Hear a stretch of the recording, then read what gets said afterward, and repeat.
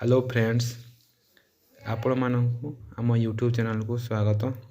तो friends, Odisha police रो vacancy बाहरी थिला। आपण माने जानिछंती ओडिशा पुलिस रो टोटल वैकेंसी बाहरी थिला 4790 पोस्ट खाली डिक्लेयर करथिले।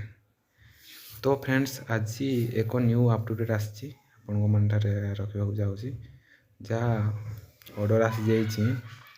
तो केबे ठारू आपण ओडिशा पुलिस फॉर्म अप्लाई करि परबे। तो प्रथम जो फास्ट रे देखिथिबे आपण गोटे नोटिफिकेशन आछि से टोटल डिटेल्स लिखा ही जाइछि केबे ठारू आपण अप्लाई करि परबे केबे कोन। तो friends, Odisha police constable recruitment 2023 Odisha police department organisation करूची। टाइप ऑफ जॉब होची permanent job, post constable. Online mode रे आवेदन करि परबे। ऑल ओडिशा कैंडिडेट अप्लाई करि परबे। स्टार्टिंग डेट होची 30/12/2022। बोथ मेल एंड फीमेल माने अप्लाई करि परबे। और यार एजुकेशन क्वालिफिकेशन अछि +2।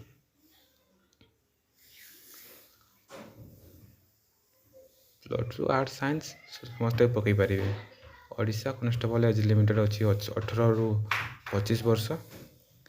Relaxation 3-5-5, OBC 3, ST 5, ex serviceman 5। Salary आपण एडी जहाँ देछि ताहा हे नथिबो, सैलरी अलगा अछि सेटा आपण पर जानि परिबे। सिलेक्शन प्रोसीजर होछि प्रोसेस अछि। एप्लिकेशन फी पड़िबो नाही। आउ आपणकर +2 certificate, recent passport 2 recent passport size photo, Aadhaar card, resident certificate, caste certificate दरकार। लास्ट डेट होछि 21/1/2023 तक।